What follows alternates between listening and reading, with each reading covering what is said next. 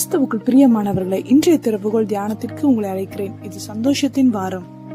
எவ்வளவு விலை கொடுத்தாலும் வாங்க முடியாத ஒரே காரியம் சந்தோஷம். சிலருக்கு பணம் சந்தோஷமாக இருக்கும், சிலருக்கு சொந்த வீடு, சிலருக்கு நல்ல வேலை, சிலருக்கு நல்ல குடும்பம், சிலருக்கு நண்பர்கள். இப்படி ஒவ்வொருக்கும் சந்தோஷம் வித்தியாசப்படும். ஆனால் இந்த சந்தோஷம் அதை அடையும் போது மட்டும்தான் இருக்கும், அது நிரந்தரம் அல்ல.